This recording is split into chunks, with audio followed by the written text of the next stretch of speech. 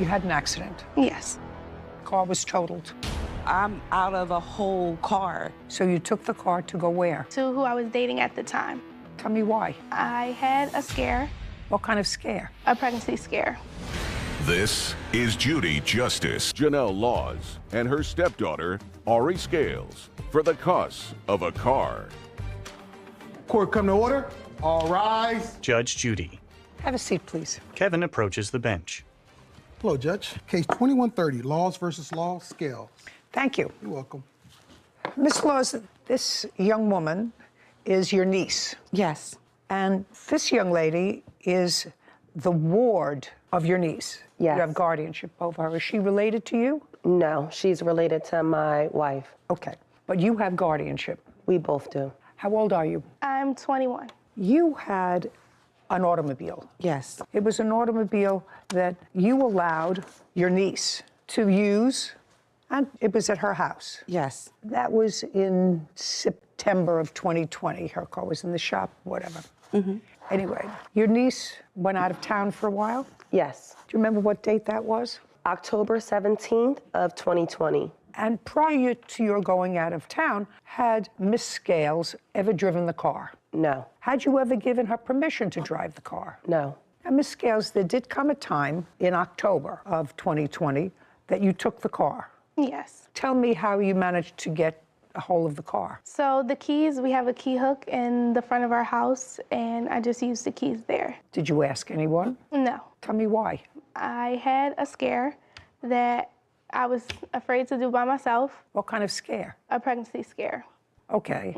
So you took the car to go where? to who I was dating at the time. What time of the day did you take the car? Between the times of 4 and 6 p.m., And at what time did you have an accident with the car? I would say between 7 and 8 p.m. Had you already seen the boyfriend? No, Where were you between 7 and 8? Where were you Driving. going? Driving to who? to the boyfriend. Oh, so it takes a while to get there. Yes, How long? about an hour. In any event, you had an accident. Yes. Car was totaled.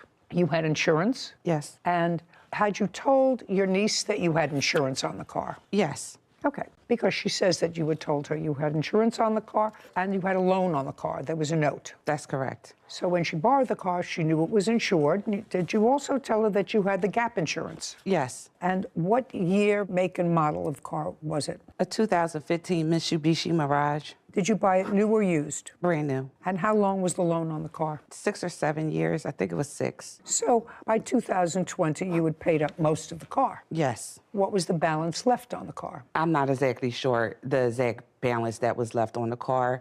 Okay, how much did you pay for the car? I paid $17,000. That's what it was financed at, so that's not with the finance charges. Okay, so you paid 17. How much of a down payment did you put down? I didn't put any money down on it. So in 5 years between 2015 and 2017, you paid off about 80% of the car. Yes. What's the car worth now? Based on 75,000 miles in good condition, I'm seeing between 5,500 and 7,500. Okay. Now, after the accident, you put in a claim through your insurance. Yes. And your insurance covered how much? The insurance paid out $7,379. They wrote a check to the bank. Yes, ma'am. And can I see the paperwork on that, please? Yes, ma'am. Because what you're suing for now is another $8,496. Jennifer hands a document to Kevin, who brings it to Judy. Okay, so your insurance also paid on the other car that you had the accident with. You had an accident with a Ford Focus? Yes. Okay, so they paid $2,900 on that, and they paid you $7,379. Yes, ma'am. And show me what the note balance was on the car at the time that they paid this out, which would have been sometime in 2020 or maybe 21. You want the balance after they paid out or before they paid out? Both. Okay. This is after they paid out. And before. I don't have a copy of what it was owed on before the accident. Oh, I need a whole payout because what your niece says is that they paid you the value of the car, which clearly it was the value of the car, because the value of the car, according to Sarah, is between $5,000 and $7,000. They paid you $73.79, which clearly covered a substantial part of your note. What the defendant is saying is that during COVID, for financial reasons, you had requested that the payments be put on hold. Right. And that you not make any payments on the car, and that the interest would continue to accrue. Right. And that's not her fault. You asked to have the payments put off, but you drove the car. You had the benefit of driving the car all during COVID. Right. And she shouldn't be penalized. The insurance company paid out what the car was worth. These additional charges are because you put off making the payments during COVID, and it also accrued that interest. That's your defense. Am I right? Yes. That I have to see. Okay. I don't want to hear it. I want to see it. The paper that you have there, that's from, it shows that a payment was made on that car on September 4th, 2020, and that was the last payment that was made. So if there were no payments being made during that time that she had the car, it was. That's not what I'm asking you. I'm asking you, when COVID started, did you Yes. put the payments on hold? I did, because I was no longer working, so they gave me the option to delay my payment, which means they tack them on to the end. And I understand that, but you were driving the car. You were driving the car. She's not going to pay for that. She had the car from the beginning of September, and she was only supposed to have it for 3 days when her car got fixed. It doesn't matter. First of all, you didn't bring me the documentation that I need. You didn't bring me what was actually owed on the car, and what was owed on the car, and how much was owed as a result of your deferring payments and interest. When I did the stop payments on the car, it was before she even borrowed it. Well, that may be, madam, but if what you're telling me is you started to pay again, Yeah. you still drove the car when you deferred payments. Yes, I did. Yeah, well, that's not her responsibility. But the balance that's left on the car, they paid what the value of the car was. They said that they don't pay finance charges. So there was a balance of 37. Well, the finance charges were finance charges that accrued, and you don't have the paperwork for me not here. $3,700 worth of finance charge for 2 months. No, that's not for 2 months. I don't know what the finance charges were for. It doesn't say that. You don't have the paperwork here. You don't have the right paperwork. So you have to understand something. What you're suing her for is $8,496. First of all, the car is only worth $5,000. You got $7,300 that the insurance company paid directly to the lender. And I don't have what you owed here before the accident. I don't have that, and the payments that you deferred. If you deferred payments prior to that time, that's your responsibility. But I only deferred payments for 3 months. That's not going to Just a amount second. to $3,700. I have no idea. You should have brought the paperwork. This is not that paperwork. So I'm out of a whole car. Like, I've invested almost $10,000 into this car. I let her use the car, and That's what your insurance for. and now I'm just not out only the $3,700. Now it's been late charges and other charges on that, and now it's $6,000 that's on my credit. You deferred the payments. I can't tell how many months you deferred the payments. You said maybe I deferred 3 payments. I don't know. You didn't bring me the paperwork. I deferred. You can't tell me. Caption coming up. If she would have never had the car, then I would have been responsible totally to pay all of that amount. It's cost me more than just this amount that's still on my credit. She didn't do anything wrong so far. I mean, you have a 21-year-old girl who shouldn't have taken the car keys without permission. And later today, You write to her that you saw her take some stuff, and you say to her, so don't tell me you don't steal from me. Friends don't steal from friends, so I won't burn you for what I borrowed. You should think twice before you steal from, because I could say, I'm not giving you nothing. A woman shakes her head. A courthouse. The Judy Justice logo appears. In the courtroom, Jennifer, Janelle, and Ari. Jennifer Laws claims her niece, Janelle Laws, and her stepdaughter, Ari Scales, owe the balance on her car after Ari totaled it in an accident. She says you deferred the payments. That was the reason for these overages, which I can understand, because otherwise the insurance company, and if you had gap insurance, which you say you did, would have paid any gap between the loan. My gap insurance was only until a certain amount of time, and then after that, the gap insurance only pays a certain amount. I don't know any of that. What I need from you, you didn't bring. You brought only what was necessary to put forth your position.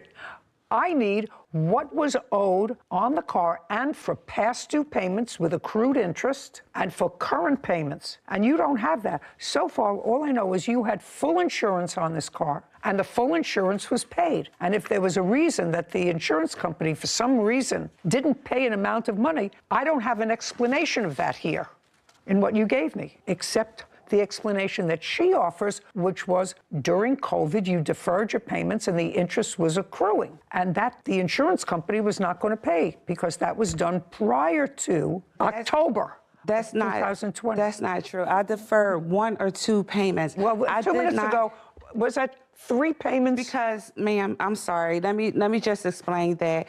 During this time, April 2020, I lost my mother to COVID. So I had 2 cars. I had the pink car and I had the car that I gave to my mom, which is a black car, which was also in my name that I was responsible for. The car that I put the deferred payments on was the Kia Optima. That's the one that I put the deferred payments on. This car, I had a couple late payments, but I never stopped paying that car note. I can't tell you. You don't have the paperwork. All that I can tell you is the insurance company paid everything that they were supposed to pay, including the gap insurance for this accident. The gap so I can't help insurance did you. not pay.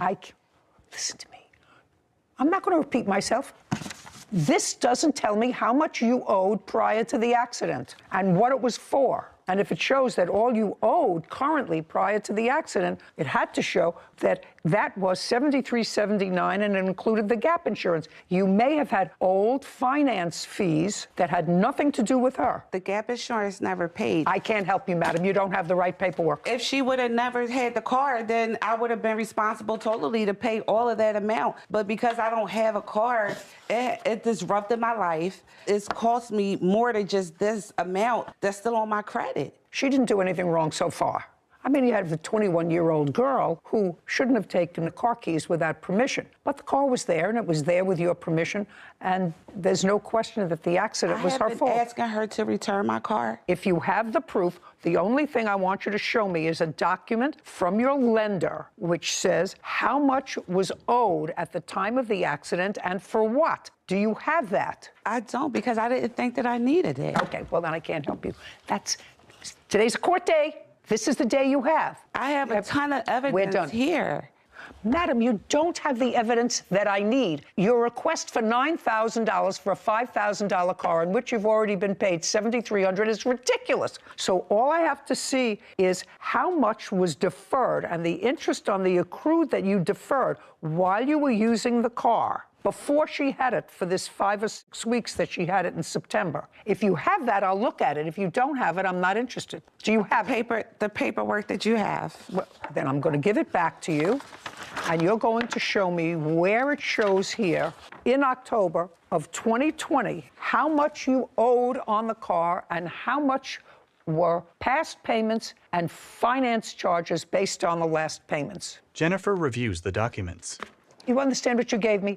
If I can make this as simple as possible for you, if you never loaned her the car, if you had the car for that 5-week period and you had an accident with the car during that 5-week period, you would be in the exact same position you are now. The company would have paid off what they paid and would not have paid off what you still owed them because you deferred payments. It doesn't matter who was driving the car. And I do understand okay, that. good. And I I'm glad you understand. I'm glad you understand it. My car. I'm glad you understand that. Your case is dismissed. We're done. This court is adjourned. Outside the courtroom, Jennifer, then Ari and Janelle. She needed to borrow my car. It was just a bad accident. It was just me, young, got into an accident. So I thought that I was helping her. You know, so when this balance is due, I'm the one that's out. The car hit me and ran the light and it hit me. You know, I'm the one that suffered. I'm the one that got to pay all of that money. I'm fine. So I don't think that it was fair at all. Judy and Sarah. So for a period of time, let's say 6 or 7 months, her numbers kept changing. First it was 3 months she didn't pay, and then it was 1 or 2 months that she didn't say, and she may have been late a little bit. Well, the insurance company's not going to give you credit for that. And it didn't look to me, based on the papers, that there was any animus between the parties until just right now. Today. and then maybe she should be angry with me and not at them. They all know each other and get along with each other. So that the amount of money she has to pay is the amount of money she should have paid while she was driving the car but chose to defer. And I think that that's a good lesson about deferring payments, especially now with COVID and everything. I know people my age, 25, around there, have been deferring payments, whether it be for car notes or for interest on your loans, things like that, that sometimes she didn't even realize that this was all accruing under the surface. So you think that by deferring, if you don't read the fine print, that could be a good lesson that Yeah, if and an she said she had a accident lot of happens- other things going on in her life, but that... And again, it was an accident. It You don't was an call it accident. an on purpose. That's So. right. Case 2133, Morrissey versus Comer. All parties, please come forward. Tabitha Morrissey is suing her former friend, Tina Comer, for an unpaid loan and personal belongings. Ms. Morrissey, you have a lot of claims here against the defendant for a personal loan and the value of personal belongings. Yes, Your Honor. Okay. She was a friend of yours. You used to go gambling together, Ms. Morrissey? Yes, we did. How many times a week did you go gambling? Probably once or twice a week. And did you go just the two of you? Yes. And over what period of time? Over A year, 2, 3? probably a year. There was a time when you went, and according to you, Miss Comer didn't have any money. And so you agreed to advance her money. And she says, actually, you agreed to advance her money. And the agreement was if you won, she would pay you back with her winnings, whatever Your it was. Honor, that's- Whatever it was. How much money did you give her to gamble? I loaned her $230 with the agreement that she would pay me an extra $200 because she was going to get her mother's inheritance. Okay. On what date? April 28, 2022. Okay. And you went gambling with her? No, she came by and we were going to go meet at the casino, but I didn't really want to do it because I have a boyfriend that doesn't Just like a to do second. that. I don't need a whole story. Okay. All right, sorry. So she went to the casino without me, and then she came by my house after that and told me that she spent her boyfriend's money at the casino, and so that she was supposed to use it at the store. And so I gave her the money to cover that, and that's when Well, we made that agreement. you gave her the money to cover that because she asked you for it? Yes, And she agreed to pay you back? yes. Caption coming up. February, did you go to the casino and lose some of your boyfriend's money? No, Did you go to her house and tell her that you lost some of it your wasn't in boyfriend? February. What month? It was probably April. I don't care what month it was. Did you tell her you lost your boyfriend's money at the casino?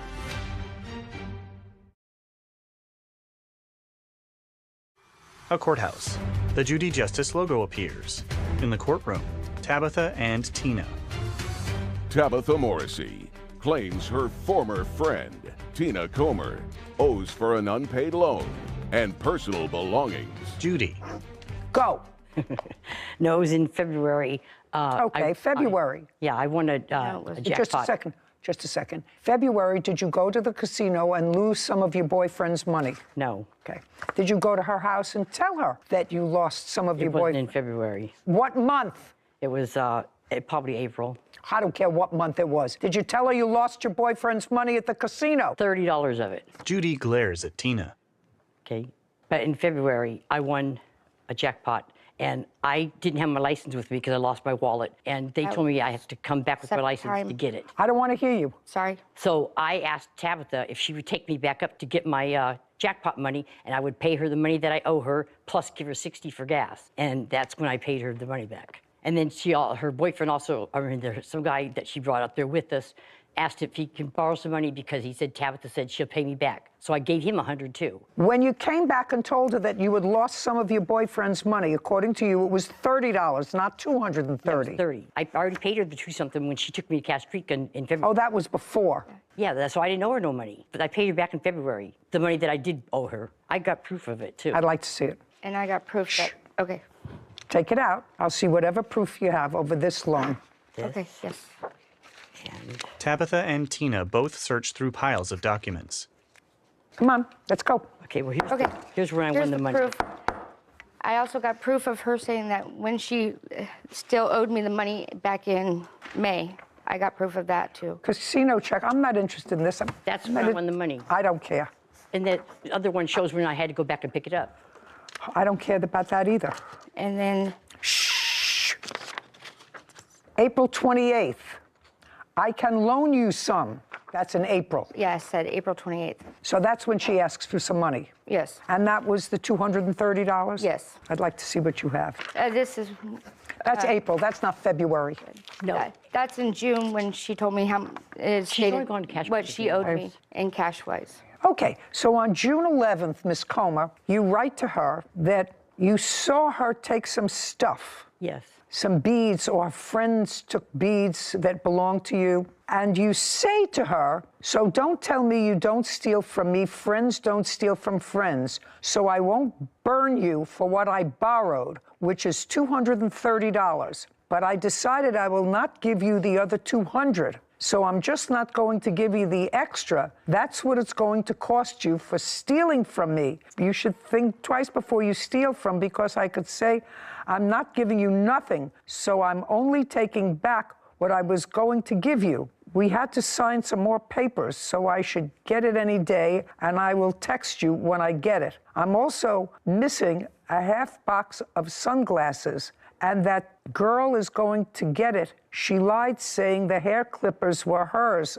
I don't care about all that. Okay, I'm going to deal with this loan of $230.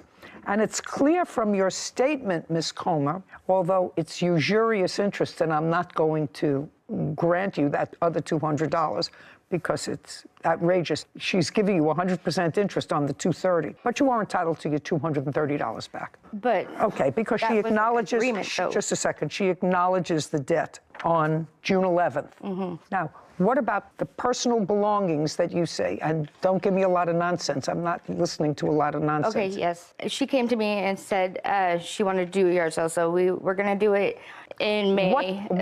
Okay, you were supposed to do a yard sale. Yes. It worked for a week. It didn't work the next week. What items do you say she has of yours? She has jewelry of mine. I'm not listening to jewelry. Show me the insurance receipts for jewelry. Come on. Let's go. What does she have of yours? I can show you the pictures of her yard sale that does have my stuff in it. Well, what did she end up with your stuff for? You were there at the yard sale. I didn't have a car, so she came and picked me up and took me to my storage to go get my yard sale stuff to take over to her house to do it in the yard sale. She was supposed to contact me and come get me when she was getting ready to do the yard sale.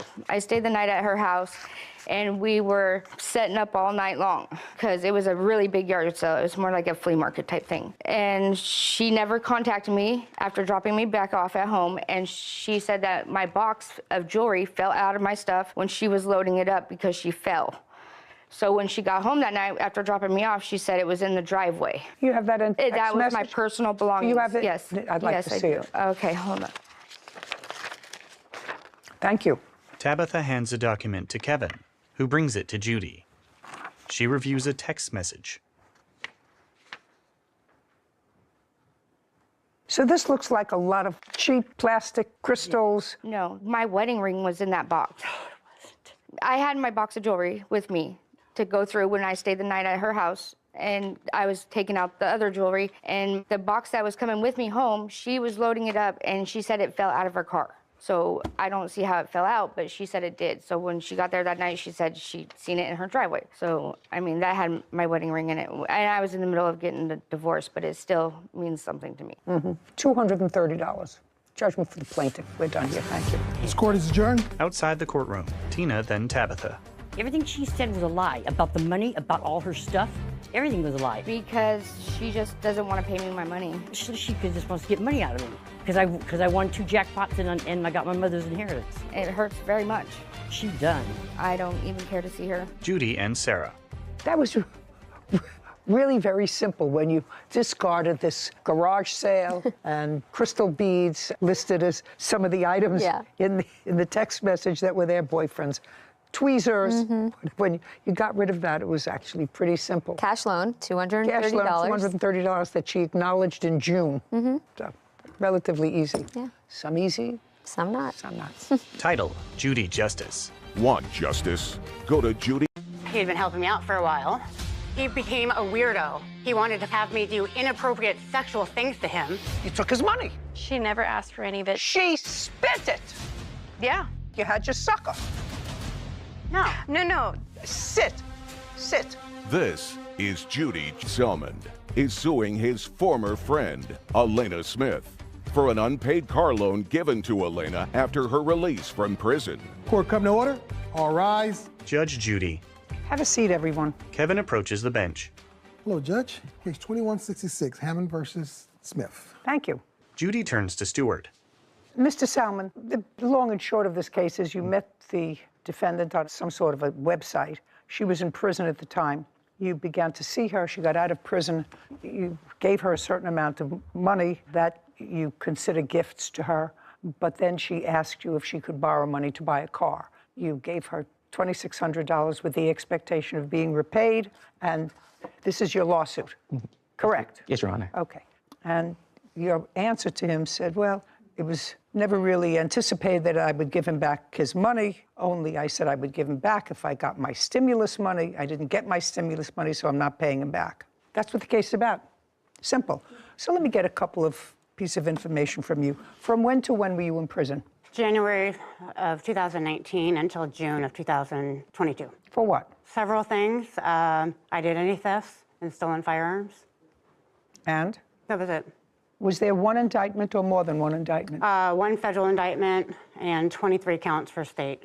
Which state? Washington. Was it the first time you were in prison? Yes. Did anybody else go into prison as a result of the same case? No. At what point during your stay in prison did you begin to communicate with Mr. Salmond? Somebody had put me on a prison pen pal website, which I wasn't aware of until I got a message from him. I took myself off the site. That site's usually for people to get things from people, money in their books, packages. So we started talking, but... When? Give me a month and year. It was in April of 2019. So right away? Yeah, about a few months after. Right away. And you were in jail, so you clearly stayed in touch with him. Yeah. How often did you stay in touch with him? We corresponded maybe initially once every couple of months. And then? And then I was taken from prison to Spokane in November of 2020 for a federal indictment. I was gone 6 months. To serve time on a federal indictment? Not to serve time, but to be indicted and sentenced. And were you? I was. To what? 6 months. In the same prison? No. Different prison? Yeah, I was supposed to go after my state to go to my federal time. Now, the government started to send out these stimulus checks, which, in my mind, and maybe I'm wrong, were given to people who were suffering through the pandemic because they couldn't work, they couldn't feed themselves, they needed money to exist. And that's why the money was given out. I mean, I recall the letter that came with the stimulus money. It seemed to me, Ms. Smith, so I'm going to ask you, because I read your answer, which I found interesting. And you said that while you were in prison and communicating with him, several of your stimulus checks came. Where did they come? They were going to be sent to his house. Why were they going to be sent to his house? Because inmates were having their stimulus checks sent to the facility. The facility takes 75% of it. Now, so I knew this would get more interesting, and I have to sort of put it in my timeline. So you had to apply for the stimulus checks. Correct. And all the inmates filled out a form for the stimulus checks. The other inmates filled out forms which said that they wanted the stimulus checks, gave them their social security number and an address. Correct. And you put his address on your stimulus check. Actually, he filed it for me. Whoever, he put his address. Was it at your direction that he filled it out for you? Or did he just do it himself? I mean, I'm up to a casual... Yeah, he filed online for me. Because you asked him to? Yes.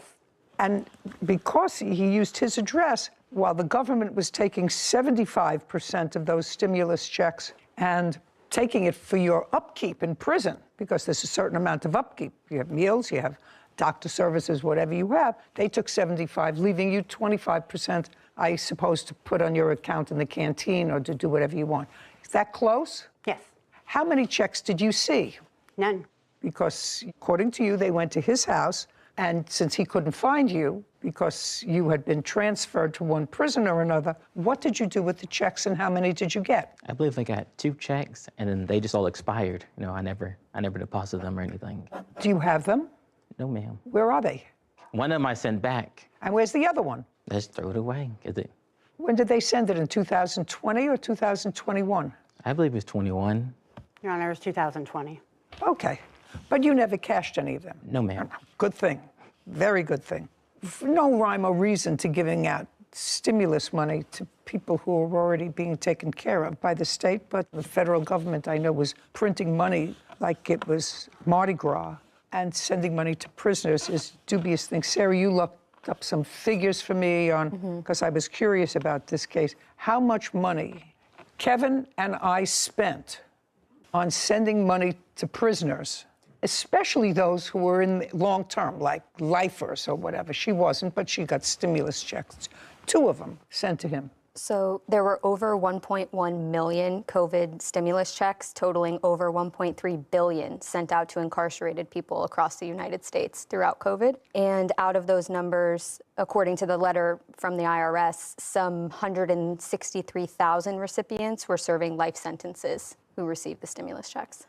But that's throughout the U.S., not just in Washington not just the state of Washington. I got it. Okay. Caption, coming up. I don't know one guy that cold turkey goes on a prison website to get a pen pal. But the people that do that are sort of the same people that have themselves shot out of a cannon. A little bit crazy. A little bit. Elena grins. A courthouse. The Judy Justice logo appears. In the courtroom, Stewart and Elena. Stuart Selmond claims his former friend, Elena Smith, owes for a car loan he gave her after she was released from prison. Then, Miss Smith, there comes a time when you get out of jail. Correct. During the time that you were in jail, once you reconnected with him, did he send you any money? That's when he started. He never had before. I never asked, but when you reconnected? Yes, because I had lost my job being gone. So you for got court. out? No, I had a job in the prison. Okay. But I was gone for 6 months for court, so when I got back, I lost that job. So that was the first time I asked him for help. But again, my stimulus checks were supposed to be at his house, so but they were I didn't know that yet. Okay. So. Well, you asked him to fill out the form. Why did you agree to fill out the form with your address on the stimulus checks? She said she had no one else to send them to. Okay. Mr. Salomon, do you work? Yes, ma'am. Who do you work for? I work at the hospital in Tyler. What do you do? I'm a nurse. Now, Mr. Salmon, why wouldn't you ask Ms. Smith, hey, why do you want them at my house? I can't cash them. Why not just send them to the prison? Did she tell you? No, ma'am. Did you ask her? No, ma'am. All right, so he's not asking for any of that money back. He's asking for the $2,600 for the car that you wanted when you came out of prison. When you came out of prison, you lived independently. I was in transitional housing. Mm-hmm. And tell me how it came about that you asked him for money for a car. He came and picked me up from prison, bought me a phone. Okay, he picked you up. That was nice. Yeah. Anybody else pick you up? No. Who was that? This is my best friend of 18 years. Okay, did she pick you up? No. So he picked you up? Yeah. Okay, and what else did he do? He bought you a phone. He bought me a phone. He's not asking for that back. He bought you a phone as a gift, correct? Yes, ma'am. Correct. Yes, he bought you a phone so that you would be connected to the world. Correct. What's next? Then he started cash apping me money He that did. I didn't ask for. How much? I have it over here. The first one was June 13th for $50, June 14th for $50. This is prior to the car money.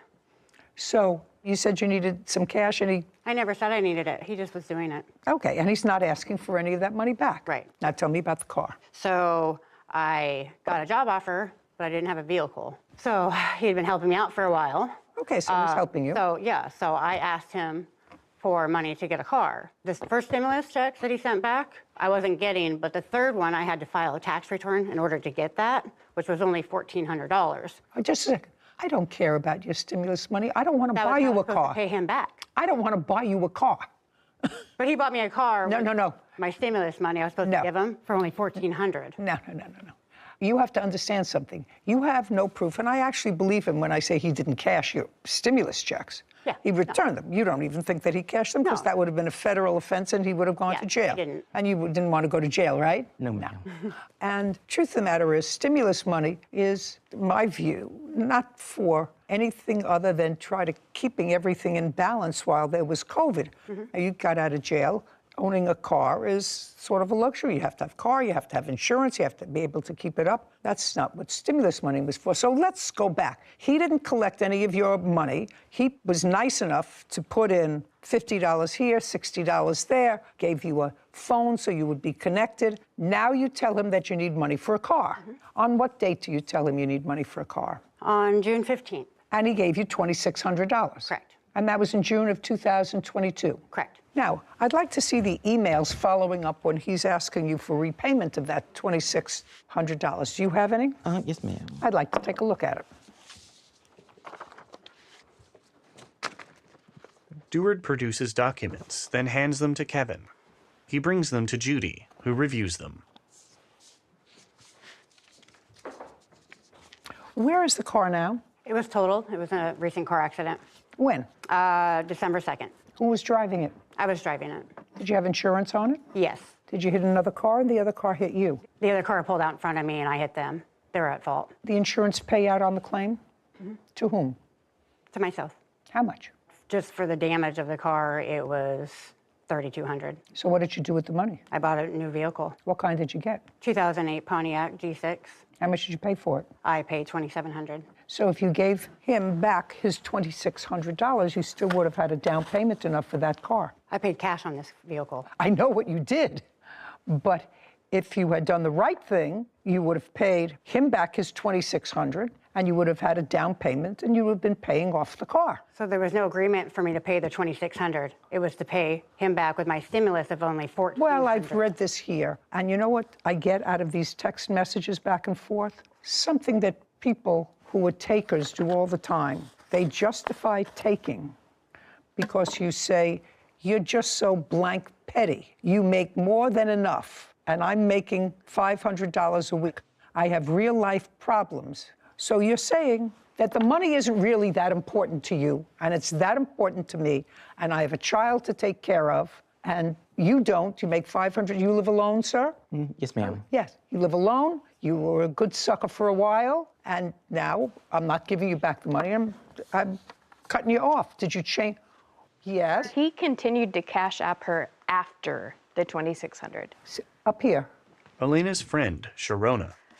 After June 15th, when he sent her the $2,600, he sends her, unsolicited, another $700 dating all the way to August 11th. Well, that's terrific. Isn't he a nice person? She's been your best friend for 17 years. 18, yes, ma'am. 18 years. Do you work? I do. What kind of work do you do? I work in healthcare. You make a living? I do. You have a car? I do. You have a home? I do. Right. Why didn't you give her money? I was in the middle of a divorce, and we were selling our home. So the answer is you had other things. You work, that's two sources of income of her best friend for 18 years. And she could have come to you. And she did, and I gave her money. Okay, well, she seems to be, you can sit down. She seems to be a taker. And if he gave her more money, even after this $2,600, he's not asking for that money back. He also told me to keep the stimulus check to pay the car. Oh, I'd like to Yes. see it. Not that it's important. No, it is. Because He told me I'm to keep it. Just a second, because I'm not. You didn't get another stimulus check. No, I didn't get the stimulus. No, you didn't get another. That was the only stipulation to paying him back was with that. No. No. Yes. Caption, coming up. He was tracking my iPhone. He was constantly blowing up my phone. He became a weirdo. He sent me an email. Madam, I have to tell you something. It takes a weirdo to know a weirdo.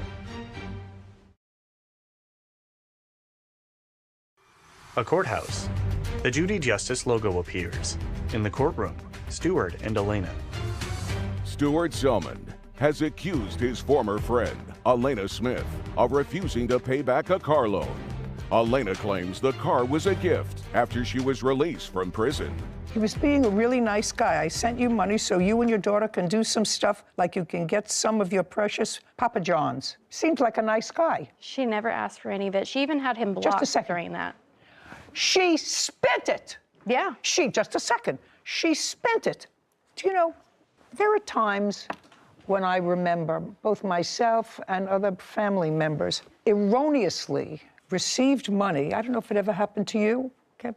Erroneously, a deposit comes into your checking account. You don't know where it comes from. Well, somebody put it in there mistakenly, right? This wasn't mistaken. Just a second. Same theory, madam. Somebody put it in there mistakenly.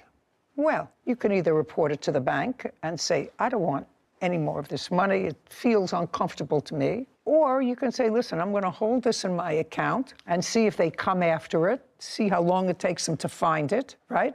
Or you can do the honest thing. You pick up the phone and you call and say, this money doesn't belong to me and I'm not going to spend it. Similarly, even though the money was unsolicited, your friend was a user. Your friend was a user. She started out by saying, people use these online websites for prisoners because they want stuff. Is that what she said in the beginning? I also said I took myself off of it. I didn't put myself on it. Just a second. Whether you did or did not, I don't know, but you certainly benefited from it. How? You took his money. Was somebody that you met, you took, according to now you said $50 twice is what he sent. Now your friend says, oh no. This is after. Oh no, I know exactly what you said, madam. I know exactly what you said. You said, no, that was after the $2,600. But for somebody who says, I wouldn't want to be in that site because other people were using that site to get people to give them things, and I took myself off that site, well, there was no further reason for you to stay on the site. You had your sucker. No. No. This is after she came out of jail. It took 3 years. 3 years for me to ask him for anything. So if I was going to use him, it would have been the entire time. I stopped having communication with him because he was tracking my iPhone. He was constantly blowing up my phone. He wanted to have me do inappropriate sexual things to him. He became a weirdo. He sent me an email. Madam, I have to tell you something. It takes one to know one. It takes a weirdo to know a weirdo. No. If you're in prison, no. To me, no, maybe not to you. The things that he asked. Sit. If you're in prison, a woman in prison, you said the women in prison go on this line so that people, weirdos. I mean, I have a very large family, really large extended family. I don't know one guy that cold turkey goes on a prison website to get a pen pal.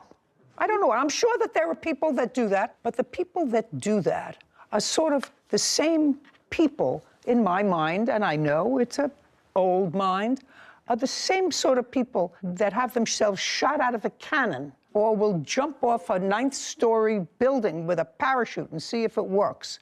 A little bit crazy, a little bit. You know, right? Even when you marry somebody who's doing a life term in prison, I think it's sort of an interesting story. I wouldn't recommend it for my granddaughter.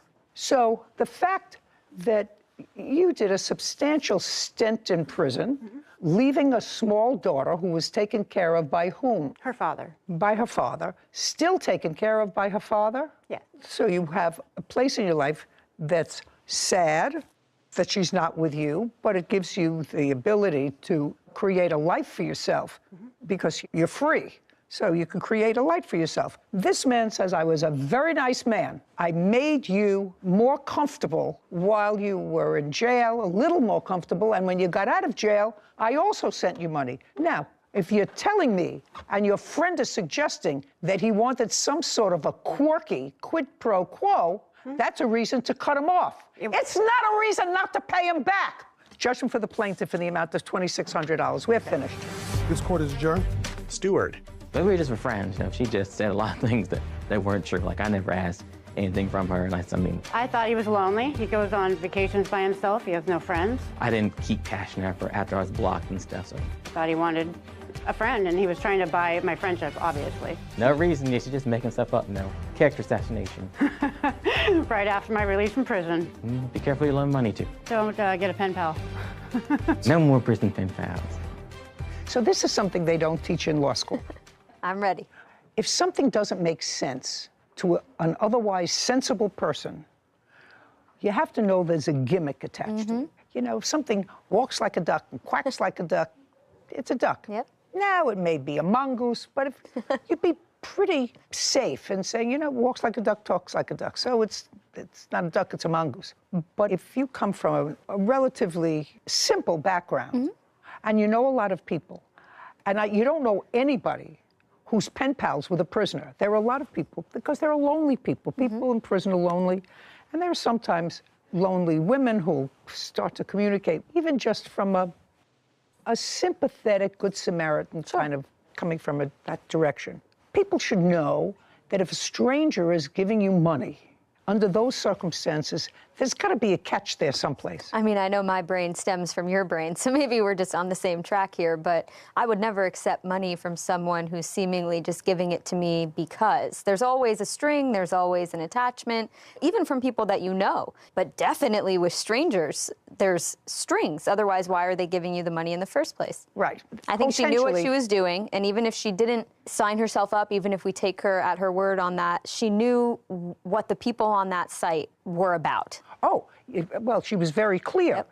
She knew that people in prison were going to be entitled to get stimulus checks, but they were to be directed to the prison because the prison would take out 75% of those checks, which would cover your care. The government's still taking care of you, but they're not taking care of you twice. Yeah, so basically the government is paying twice for you.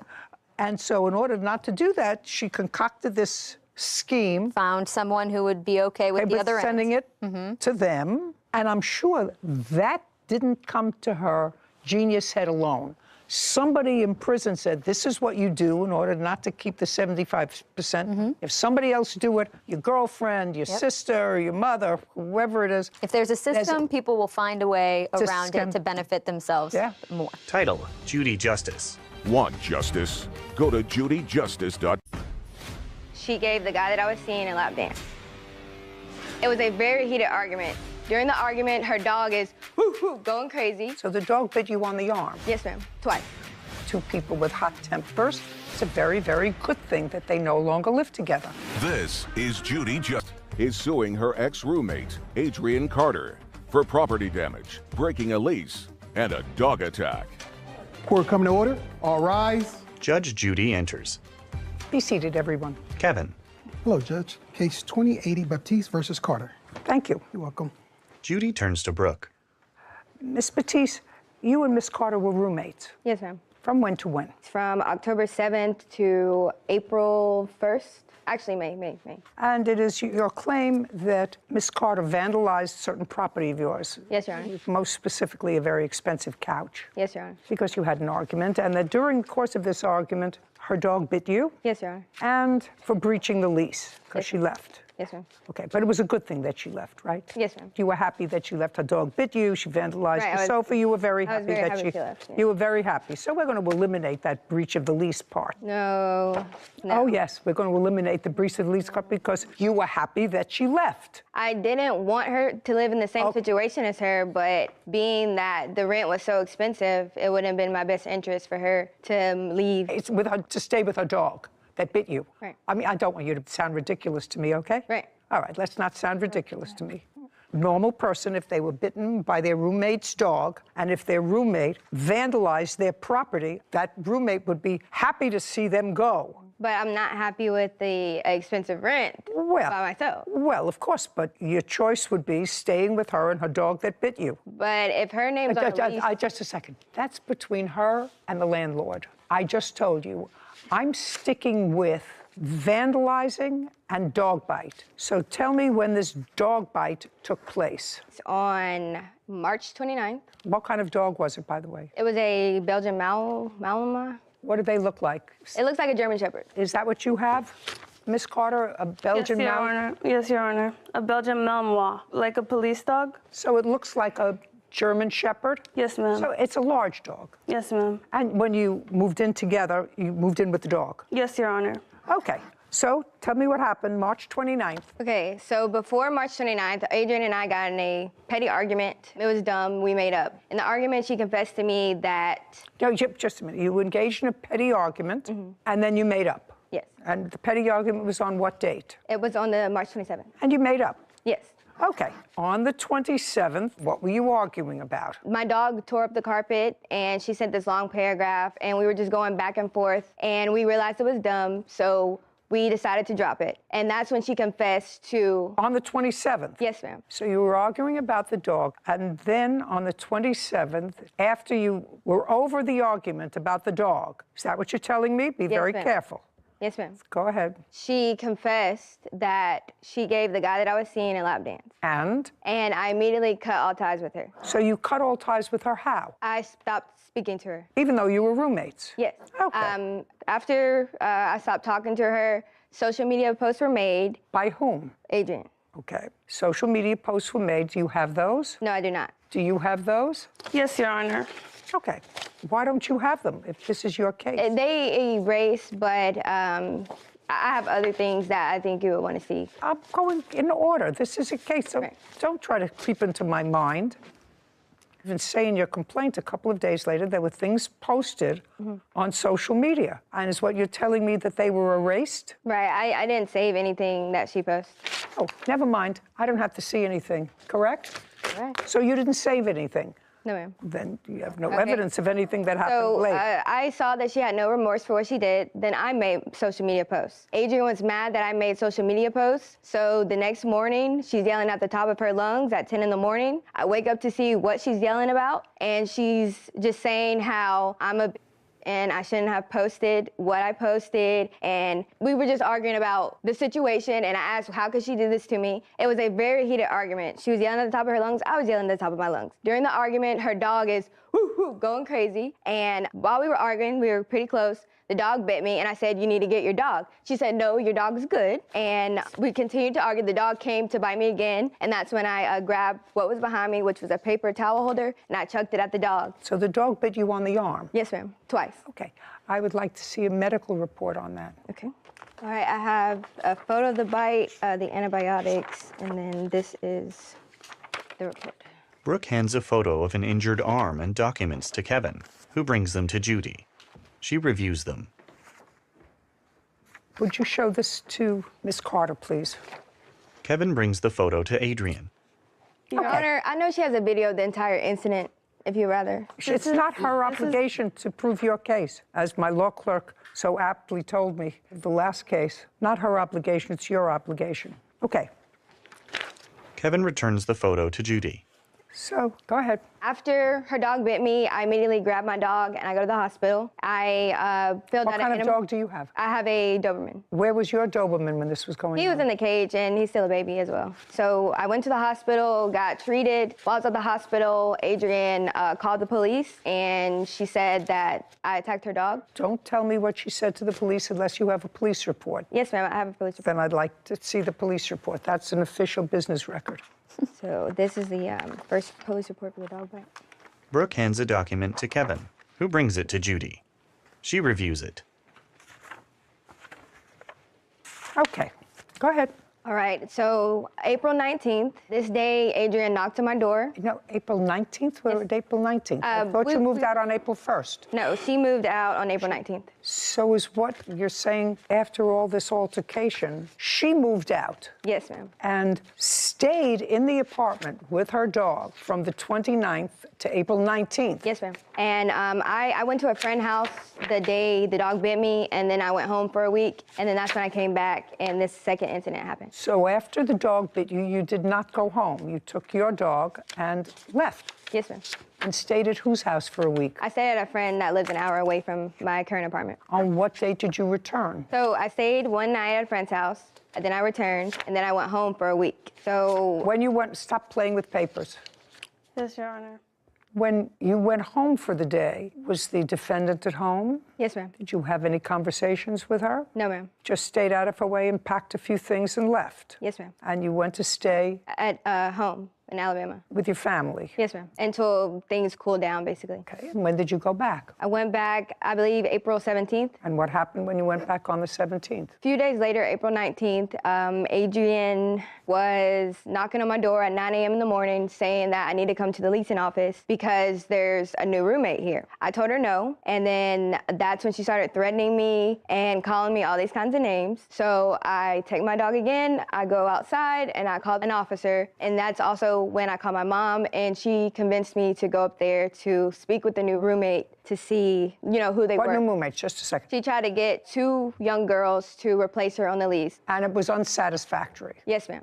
So far, I have a dog bite and yes, ma'am. couch. So after I said no to the 2 roommates, one didn't have a job, they looked young, I said no. I went back home. 10 minutes later, Adrian Home?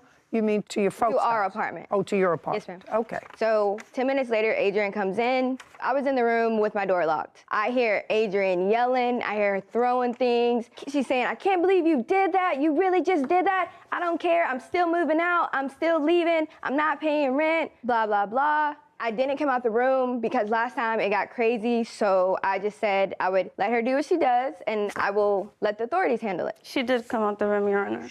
When I finally came out the room, which I have a video, and came out, she had moved the couch in front of the door so I couldn't get out of my room. And well, how did you get out? I jumped over it. And the trash can was flipped upside down. I have pictures of all the damage that she did to the house and videos. Well, I'd like to see them, please. And I would like to see the damage to the couch, which is your major complaint. Yeah. Okay, so this is the damages, and then I have a video of the entire incident right here. Caption coming up. Want to tell me how that happened? I did put chips and items that wasn't wet on the couch out of anger. I shouldn't have did it, but I did do it. And I didn't put liquid on it or anything. Literally, That's not true, Your Honor. Don't speak. You had no right to even attempt to destroy it. At all. Later. So at that moment, I was like, you know what? I'll just do it myself so we can stop the confrontation. So then that's when the argument started, and he thought that I was kicking him out, which I never told him he couldn't come over, never told him he couldn't be a part of anything. It's a failed business venture where you both expect... It's not a Hey, business.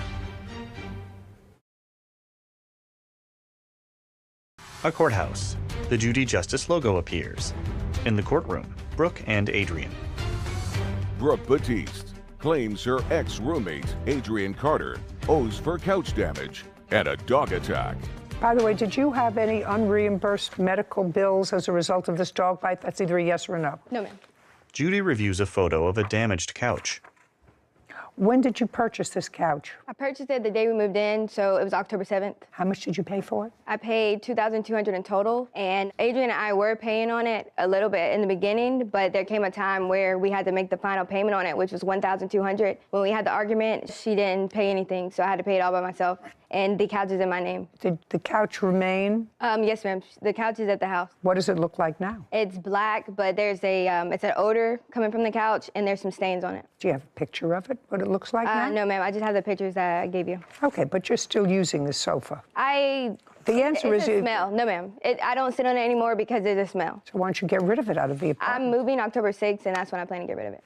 But you've been using it since April. It's just been sitting there, Your Honor. I haven't had sitting time. in your apartment since April. Yes, ma'am. April, May, I just haven't made the time to get rid of it because I know I'm moving soon, and that's when I plan to get rid of it. I wouldn't keep something in my house that smelled. I work a lot, and Would you please